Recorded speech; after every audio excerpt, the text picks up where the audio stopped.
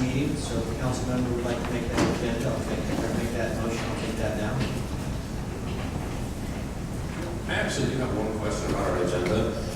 Two of the items that we recently added to the agenda, I know that we're still within our legal right to add them to it, but I just want to note that I'm a little cautious about doing that, especially when we're approving contracts that were just added to the agenda without having adequate resident input or notice to it. So that's just I agree, it wasn't. being cautious.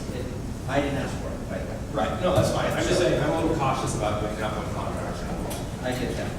So, having said that, would someone like to make a motion? I move that we approve the agenda as is, unless you want to take those two off. I would prefer to take them off. Is there any problem with taking those two off, David, and discussing them next time?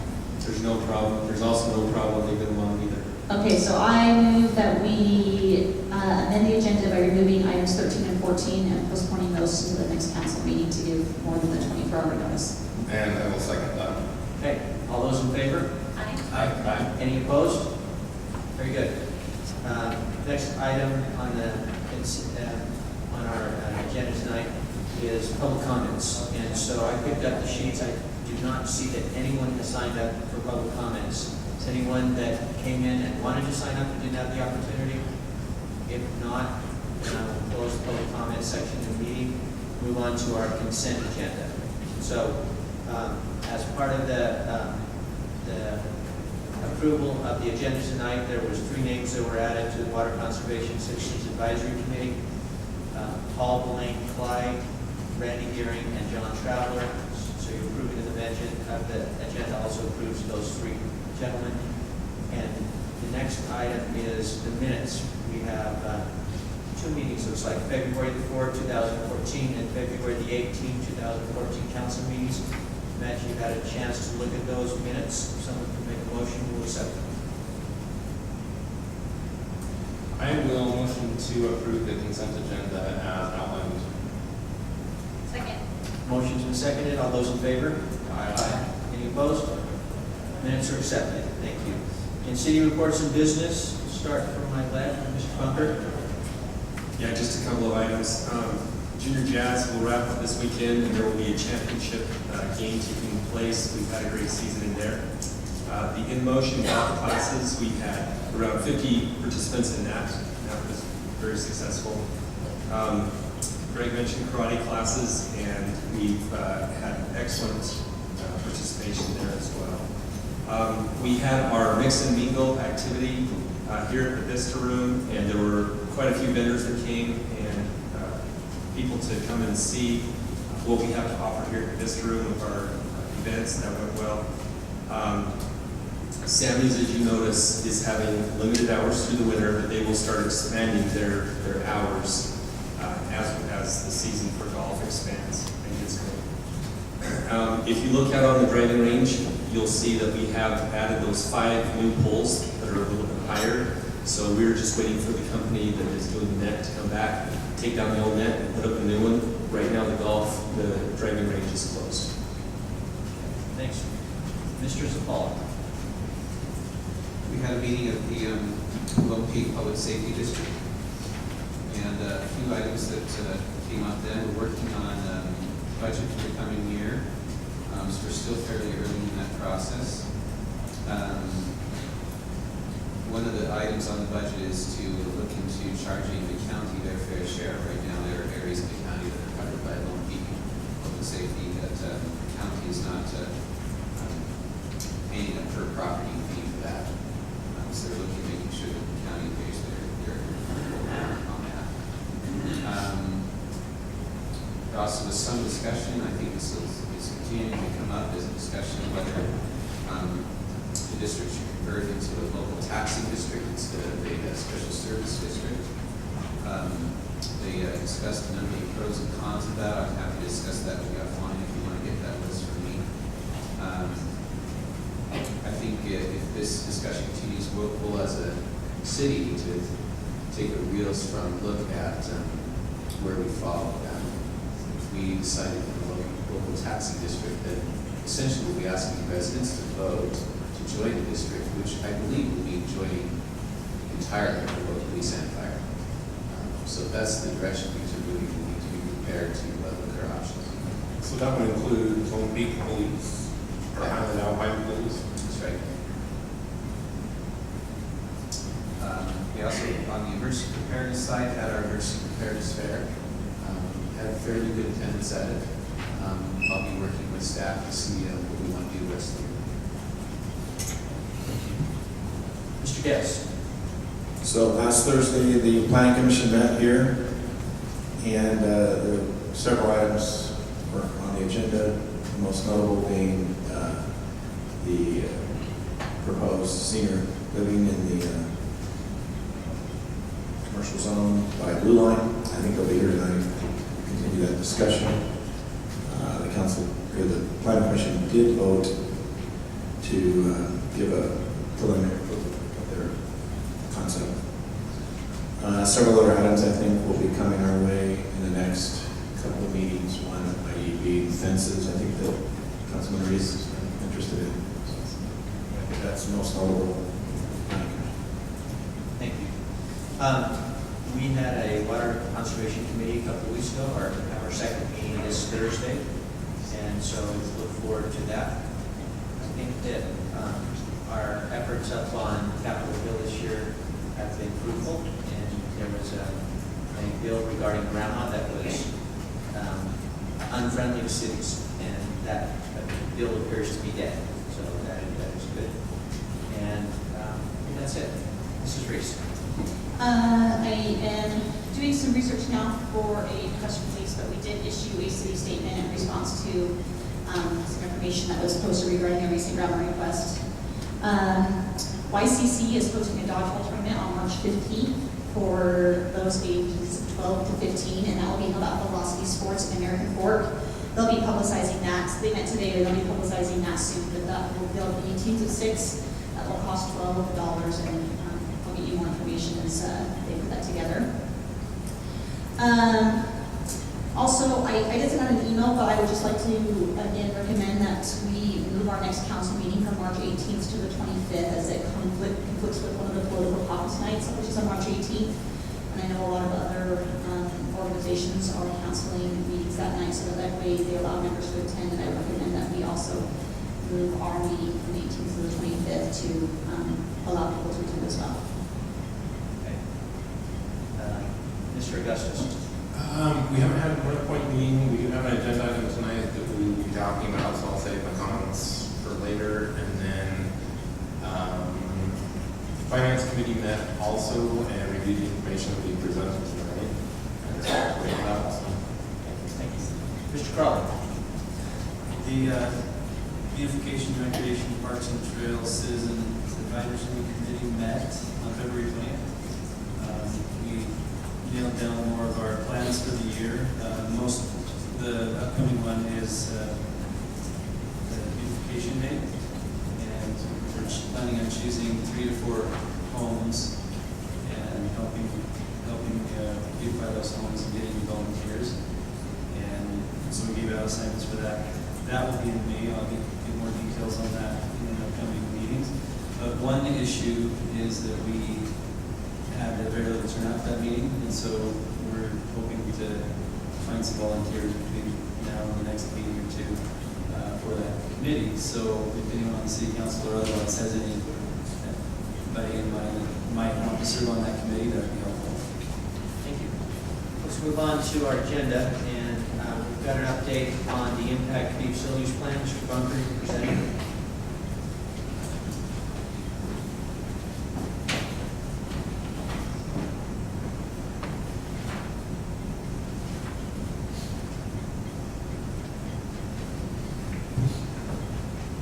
Mayor and Council, we've been able to get some more information over to the Utah Homeowners Association regarding the proposed impact fees. They had a few questions about the impact fee for the public safety portion, and we were able to get a response from Matt Ellis with Zions Bank. Send that over to him. We did get an email from the Utah Valley Homeowners Association saying that they don't see any major issues with our study and the fees as calculated. And I know Councilmember Augustus talked with a representative from them today. Maybe you can explain what your conversation was there. Sure. Talked to one of the executive directors for the Home Builders Association today and asked them just what their take on our impact fee was in regards to the single-family housing versus multifamily housing. And she said she hadn't reviewed it thoroughly, they hadn't given it over to their legal team. She said at a high level, it was a pretty minor question that they had, and they really didn't think that it impacted our overall study. They were just trying to figure out exactly how we were breaking out multifamily versus the single family and how that calculation was done. So I had explained to her that we really didn't have enough data to justify what our rate could be for the multifamily, and so we'd actually use the rate for the single family for both of them. And she said if we had some more data, or they may be able to provide us some additional data that would help give us some better numbers for that. But she said overall it's pretty minor for what their question was, and she thought that we would be fine going ahead and approving that tonight, and then just keep a discussion with them over the next couple of weeks. With the resolution and the ordinance that we have tonight, we do have 90 days before those fees will be enacted. So we do still have some time to make changes to the fees if they do come back and have a question or additional data for us. Do you have any more questions? Okay, this is a review action item, so someone would like to make a motion, make contingent on any further discussion with Ethan Valley Home Builders. Yeah, I'll have to make a motion for it. I would motion to approve ordinance number 3-4-2014A, an ordinance adopting the Impact Fee Facilities Plan, or the IFFP, and the Impact Fee Evaluation for Public Safety, Culinary Water, Sanitary Sewer, Parks, and Transportation Facilities. And I would motion to approve resolution 3-14-2014A, a resolution adding, amending, or deleting certain fees to the official fee schedule of the City of Cedar Hills, Utah, with the note that specific fees to be added and or amended as per attachment A contained herein shall be effective no sooner than 90 calendar days from the adoption of this resolution or June 2nd, 2014. Okay, I have a motion. Is there a second? Second. Motion's been seconded. Any further discussion? Okay, let's have a vote. Mr. Crowley. Aye. Mr. Augustus. Aye. Mrs. Reese. Aye. Mr. Gibbs. Aye. Mr. Sapala. Aye. Motion passes. Thank you. Next item is also a review action item, North Point Solid Waste Interlocal Agreement. Mr. Bunker, you stay out there? Sure. Mayor and Council, we've received some more information regarding some options that the city has. So, as we discussed in the last city council meeting, we do have the contract, the interlocal agreement proposal from North Point Solid Waste District. We also received some pricing from IRL, Intermountain Regional Landfill. There was a graduated rate for that over the next 4 years. And then we also received a proposal from DCD Transfer. One of the questions we had from the last council meeting was, how much will it cost the city to direct haul from our city to IRL? Because IRL, as you know, their rate was only $15 a ton. And right now at North Point Solid Waste, it's $31.50. So Waste Management got back to the city and said that it would cost $2.98 per household per month to do a direct haul to IRL. $2.98 per household per month. If we do that, if we calculate that over a year's period, that adds up to $83,928. If we add that to the $15 a ton for the tipping fee, then that total would be $141,950, which exceeds the price that we're currently paying to go to North Point Solid Waste. So financially, it makes no sense to direct haul to IRL. The other option was to go with DCD. Their proposal was $28 a ton for tipping. There would be no additional charge for hauling from here to DCD, which is on Geneva Road, about the same distance to North Point. And that's for waste management to haul that, correct? That's for waste management is our contract hauler regardless. So we would continue with them for Yes. DC or North Point. We would continue with waste management through our contract period. So there would be,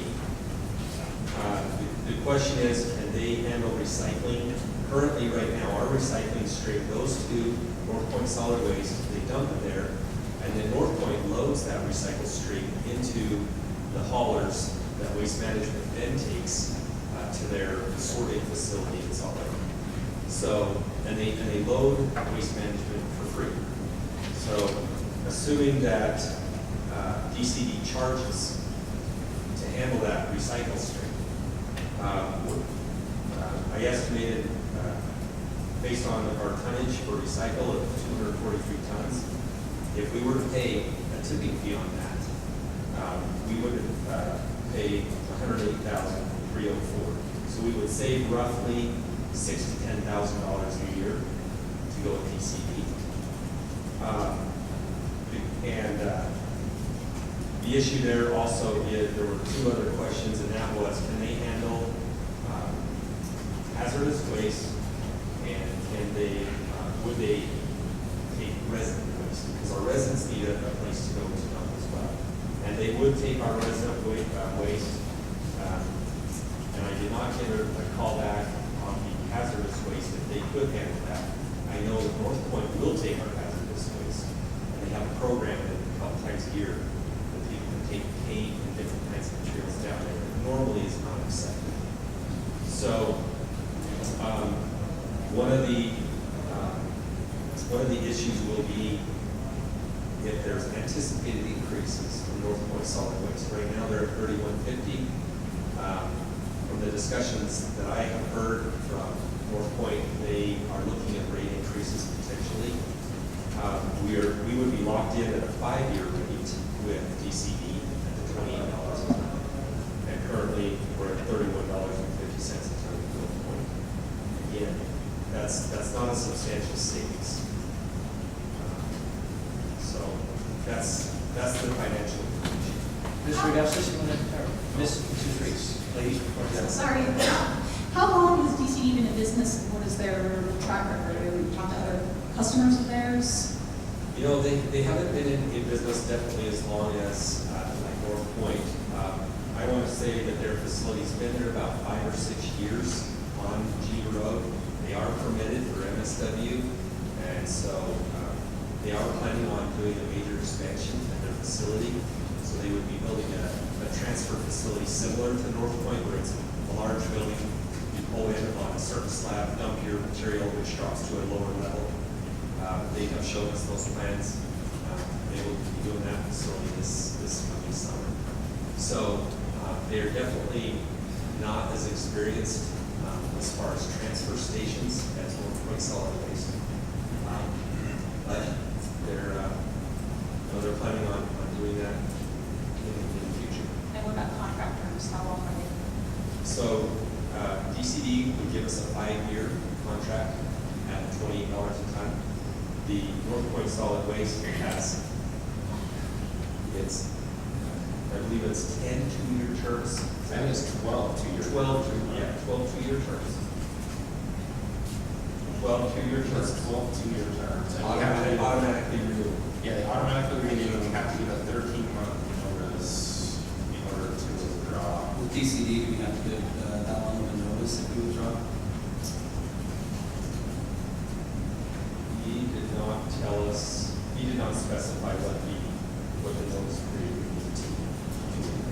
So it says the initial term of the interlocal cooperation agreement shall be from the effective date hereof until midnight December 31st of 2019, and shall automatically renew for 12 additional 2-year terms each, provided that any party shall have the option to withdraw from this agreement at the end of the existing term.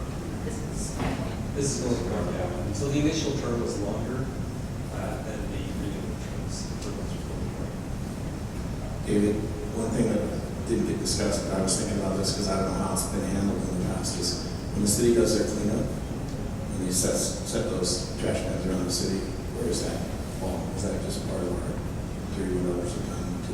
Yeah, we pay per ton to tip that, but we work that out with waste management. So they actually come and provide dumpsters for us. So they actually give us dumpsters at our parks and cans for free as part of our contract with them. So that's all on the waste management side. We still have to pay the price per ton when it goes to the landfill. So So we would still pay a price per ton. if we went to DCD, that would only be where it actually is dumped. We wouldn't have to change out our trash facility, our individual, there's no upfront cost there, right? No, there's no upfront cost. So we have a contract for hauling and collection, which is with waste management. We would continue to keep that contract with waste management. And then as far as the location to tip or to dispose of the MSW, that's all of this discussion is where we go. David? I'm leaning towards DCD, but I would like to know a couple things first. One of them is the assumption about recycling. It would be nice to nail that down in the contract, to find out how much that would be, because I wouldn't want to make a decision based on an assumption of $100,000 a year. So that's one thing. The other thing, it would be nice to know what the backup period is. We know it's 13 months with North Point. So I would propose that we wait until next time to make a final decision.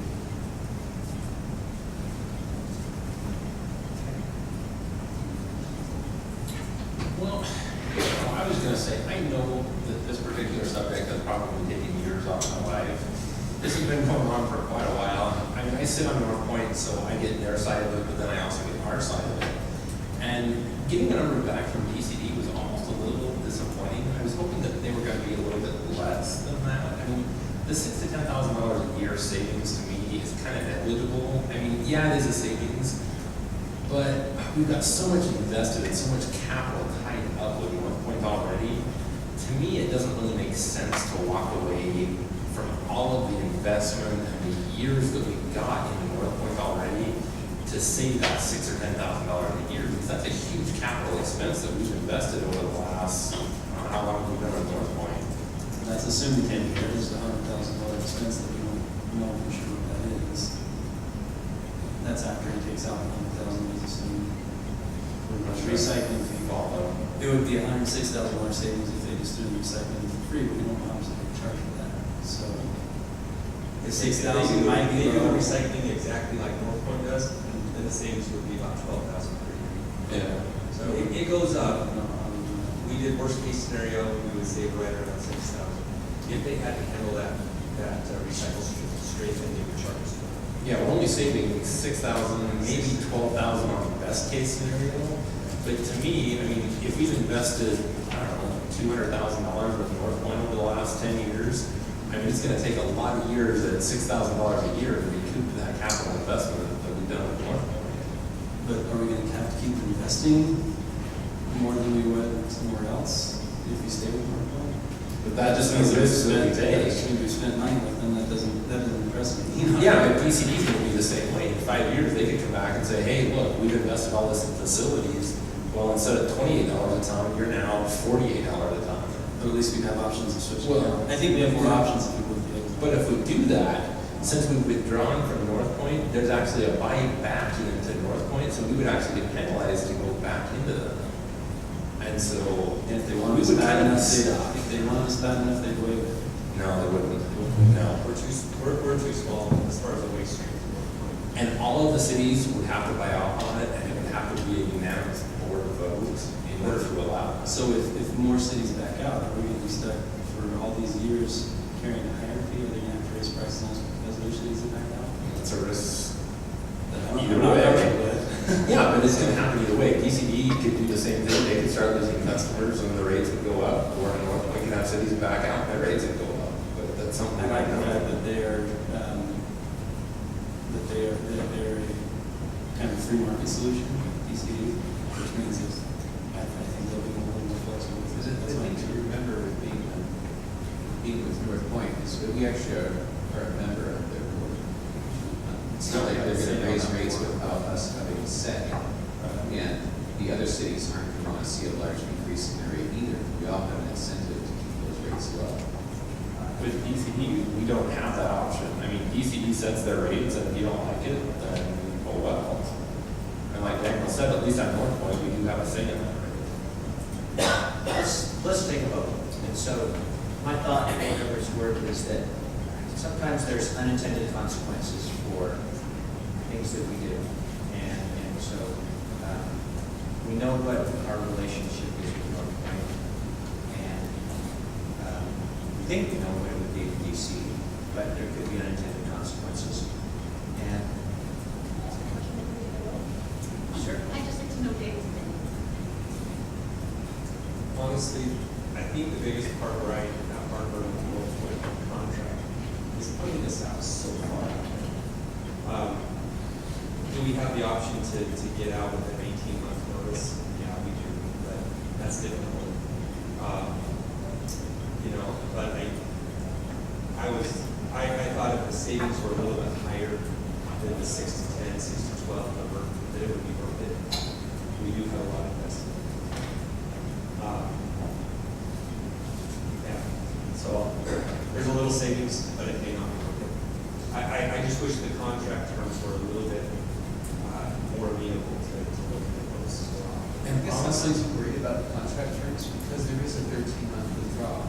Fair enough. If they raise the rates one year and we're going to pay a little bit more that year, you can always decide, hey, let's go back to BTD and we can do that with 13-month delay, which isn't too bad.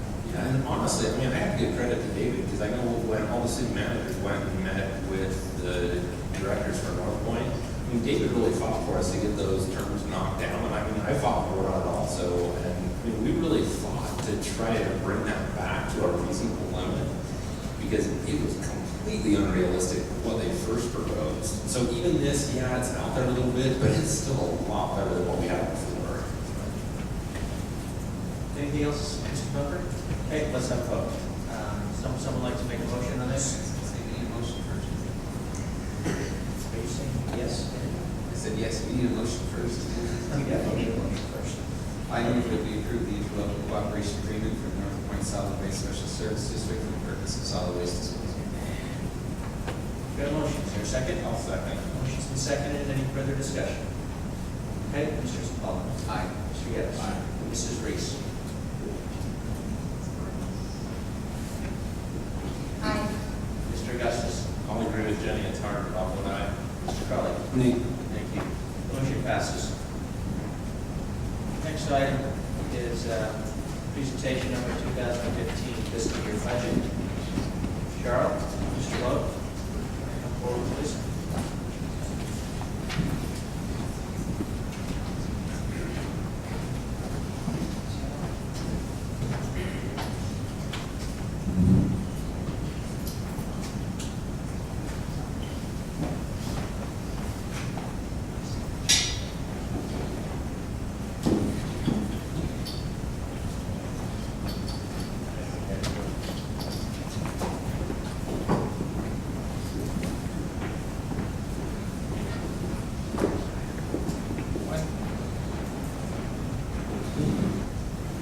So, let me quickly just go through some of the budget requests and if they were incorporated or not, or such. You can ask questions about that. We had some budget requests for public works staffing to have a full-time person added, and we eliminated some part-time wages to offset the actual wages, but it went offset the benefits. And that was added to the budget. And the reasons for that was explained earlier in the work session. There's a lot more things that Public Works is doing now versus 4 years ago to save the city money, whether it's some road maintenance or street lighting maintenance. Update the commercial plan. That's not really a budget line item, that's more of a task. Update the general plan that has not yet been added, and I don't have a dollar figure for that. Maintenance shed that has been put in the capital projects, and that will be discussed further tonight, so I won't really address that. Basement programming. Now, right now I haven't changed the $10,200 library reimbursements that Cedar does. But, I have a couple ideas depending on how the council feels and the mayor. That I went over with the finance committee, and one of the things I brought up is we do have a care tax that currently brings almost $40,000 a year, and it could be used, part of it, all of it, whatever. Right now, we have that money set aside for Bay Hill Phase 1, but going forward, we could say 50% is going to educational space or cultural things, and 50% goes to park and rec improvements. So there are potential funding sources out there if that is a priority. I just have to feel like enough people are on board and what the priorities are. I'm not really sure. Might be a good thing for the decision survey to see, how would we like this money allocated. So I don't know if you have anything you want to ask that. Looks like you do. Sorry, you can see me leaning into the microphone. So I've been a big advocate of doing something with that space, something to do with the library or children's educational area. I think we have a couple of things we need to do first before we commit. I think we have to do a decision survey and make sure we find out what things we want. And I'd like to go talk to area library directors to find out what the cost would be for a very small library or for a digital-only library, and look at what kind of creative options we can do on a shoestring budget, which is what we tend to have. So I'm not ready to propose a particular dollar amount or even a particular program there. I think we need to do some more research. Thank you. Are you taking that on? If the mayor will let me. Well, you can take on any study project you want. So I'm fine with study. Great.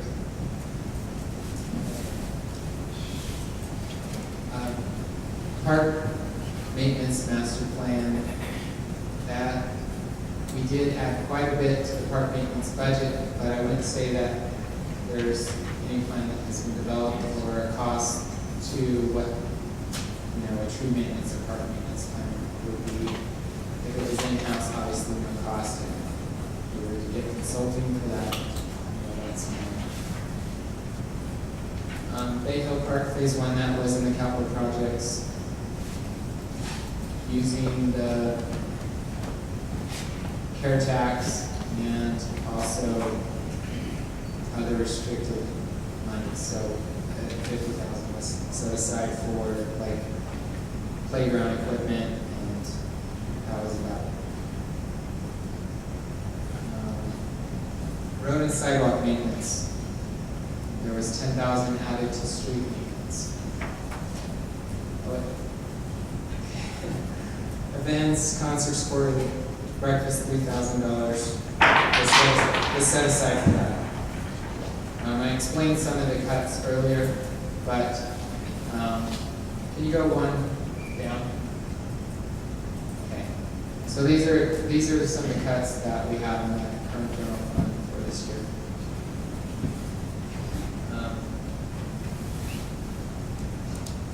Family Festival, David, can you remind me again why Family Festival was budget request?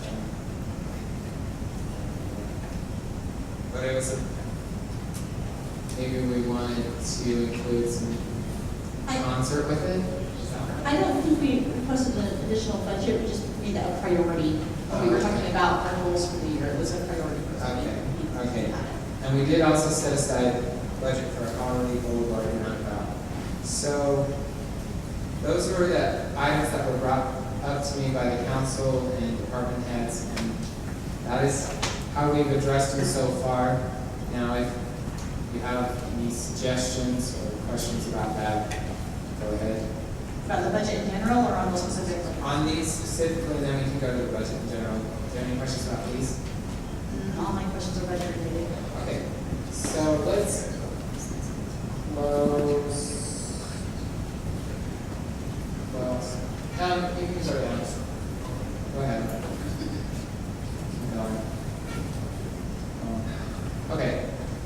So if you click on the wellness, sorry, I want to explain this a little bit more. This wellness telehealth thing, one of the nice feature about it is it can be stopped and started anytime. So if we had a trial period for elected staff or permanent part-time or everyone to try it out, see if it's something that benefits their family or individually, and then going forward after 6 months, if they want to participate, they either chip in, or if it's offsetting another benefit that they're giving up, then maybe they can get that as an offset. But I think it's a worthwhile program that could not only help them save money by not having to pay for a doctor's visit, but also wellness-wise, improving someone's health, whether it's improving your stress levels, your moods, your sleeping, your healthy eating habits, whatever it is, it benefits yourself and the family, and I think it's a worthwhile thing. So Charlotte, on that, you said it was $15 per month per person or $29 per month per family. Are you suggesting that that would be a cost that employees would pay for, or has it been added into the budget under the benefits? So, tentatively, I have added $15 a month for elected officials, permanent part-time, and full-time. And that, since it's $29 for a family, if they say, well, I want to try it for my whole family, then that would only be funded for 6 months. And then if they want to continue, then that would be out of their own pocket. Now, if they wanted to do $15 a month and they wanted to pay the $14, then they could do that too. And that's how I have it as a placeholder right now, because there's 3 elected officials right now that don't have some benefits, and this could offset that. So, can you, you clicked on it. So, scroll down. When you say the only benefits, are you talking about life insurance policy? Yes. So I did that for the elected officials. So are you saying for the employees and staff that that would be paid for by the city? Right. Yes. Scroll down. So as it says on there, it's 24/7. Scroll down. Its service is available in any 50 states, so if you're traveling, it's available after 5, 1 in the morning, someone has an earache, someone has something, maybe you're just worried, and I don't know about you, but with a high deductible plan, you hate to go to the doctor just to find out that it's not a big deal. This is something that maybe you can call in and just verify it's not a big deal and give you peace of mind. Can you keep going? So it gives the top reasons why we visit a doctor: allergies, bronchitis, earache, sore throat, pink eye, sinusitis, strep throat, respiratory infections, urinary tract infections. When I was at the Utah League of Cities and Towns training, they had first brought telehealth up, and it was the guy that reformed the pension for all the government employees. He works for Select Health, and even though Select Health doesn't offer this, he sees this as the future of health. So, keep going. So, keep going. Keep going. So how it works is you contact them electronically, and within 30 minutes, usually a few minutes, they'll get back to you. I don't know about you, but when I don't contact the doctor by 10 o'clock, I don't usually get an appointment that day.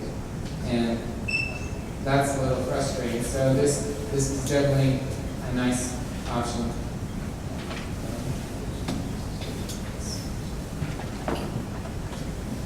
Next. This is just showing you kind of forms. What they do is they actually keep a medical history. You fill out a form and then they keep a medical history of you, so you can use it, and they know what you've asked for in the past and what your history is.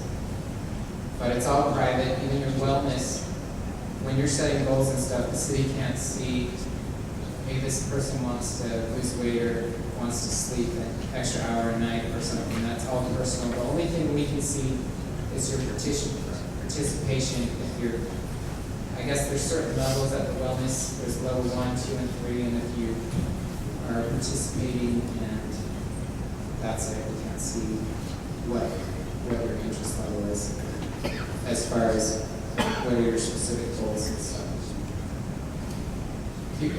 Now, background on the lady that designed this, she came from Stanford, and she got sick of treating patients for their symptoms and decided, hey, I want to do something to prevent this. So I'm going to do a study, it's going to cost money, but if you're willing to improve your health, I'm going to help you improve your health. So it's going to take, she got 50 people to sign up, and after 50 people improved their health for 12 weeks, they liked it so much, they told their friends, kept signing up.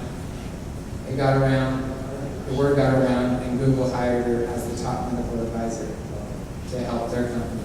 And that's kind of how the background on the wellness program. So anyway, that's enough on that. But I think it's something to look at. I don't think it's something the city has to subsidize forever, but I think it's hard to really know if it works. I don't think anyone necessarily would try it unless they had a trial period. So that's what I'm recommending. The health insurance costs. Most of our health insurance costs our renewal period now is in December because we signed an 18-month renewal. So we are so far out that it's very difficult. I mean, they gave me a 10% estimate, but so when we renew in December, that's for 7 more months. So that ends up being about 6% for the year. But I really think it could be, it could be lower, it could be a little bit more, But we won't. We'll have to approach that in December, look at our options and see what our budget is at that time. The Utah retirement system, they put out a projection for retirement and it doesn't change usually. So for Tier 2 employees, it's a 1.14% increase and a 1.18% increase for Tier 1 employees. Close that. Now, can you close that completely? Close that whole file. Yeah. Get into the folder. Go into the folder. Just click on this one. So, get into preliminary general fund expenditures. Just pull that up and enlarge it. And let Jenny ask some questions. You're used to the easier going through this, right? Okay. First of all, on general fund revenues, line 1033,450, we have an emergency management grant anticipated for $7,500. That's new. Yes. I'm just curious as to what that will be used for. What that has no restriction. Well, that money is used to pay for the salary of one of our part-time employees that works on those type of projects. How did you see this grant in the past? Because it showed zero. No, it's a new program that she also works on our grants in general, and so she works on emergency and she also works on grant, and so this will help pay for her. Okay. Line item 1035,110 shows recreation program revenues going down 15,000. What is that? So that's mostly because I was looking at the current trend this year, and the fitness classes, without that being in there, that's really where we're headed. It's about 85,000. And fitness classes being tree fitness? Okay. So is that right? So what we anticipated that she was going to bring in, she's not bringing in? Is that what you're saying? She's now on another line item, under one below that. And she's actually bringing in more than what I anticipated, but it's offset, we give her all the money she gets. So is that essentially a wash? Yes. So that's why 110 and 111 would kind of balance each other. Almost. Within 3,000. Yeah, there's $3,000 difference there. And David, have we met with her to discuss bringing in rents? No, we don't know. Okay. On line 1035-130, park reservations, is that a new line item? Okay, we're separating There that. was the staff just are like, we want another line item for park reservations, we don't like, I think it needs to go into other income or something. So we added it, and now that we've been able to track it here, I added it, now that we have a good idea. Okay. 10-40-305, you said expected fuel increase of $20,000, and you're anticipating that just because of the large grammar request in the field? Yeah, and that's a number I put in early, I don't know, a few weeks ago. I could see that number going down if we're able to mitigate the cost this current year, and if the costs are mitigated this year, then I could see that staying right now we're trending 65,000 for the year, so. So we're on track for this year? We are on track. Okay. Line item 1041-110 and 1041-211. I definitely appreciate you wanting to give us a raise and an increase in training. My personal preference on that would be that we, instead of doing that, put that back to our library reimbursement, as we cut that by $4,000 last year and still adding it back in this year. We've had some residents have reached out to us upset that we've cut their library reimbursement. So my personal preference is, instead of mayor and council getting a raise, that we put that back into the library reimbursements. But everyone else can disagree with me. That's just my personal opinion. Well, I know. And we I know you wanted to cut training last year, and we haven't exceeded training, right? So I'm not sure why we need to do an increase. I do want to say that I think small increases are better than every 5 years having a giant increase and then being like, what in the heck happened with elected officials' salaries? You know what I mean? I rather do a small increase each year, because you guys are going to a lot of meetings besides this one, and you're going to a lot of things, whether it's with city council or especially a lot of you are at a planning commission, weren't required to go to, but we wanted to get some input or get some information. And so my philosophy is it's better to do a smaller, even though it really isn't that much. You're like, well, I can give up $24 or whatever it is. That's my recommendation, smaller increases over time versus huge market adjustments that don't make sense to anyone over a long period. I just want you to be clear. The mayor had nothing to do with it. Or any council member. No right? one did. I was just thinking, I'm just a person I don't know, I just thought it was fair. And I appreciate that. Like I said, I do appreciate it. I just feel If where we can. library is more important, reimbursements are more important. Hopefully we don't have to spend as much on legal services. Hopefully we don't have, I think there's other things, but I appreciate your suggestions. We had eight people trying for city council this last time, and so I don't see any reason to raise it this point. Well, yeah, we'll see.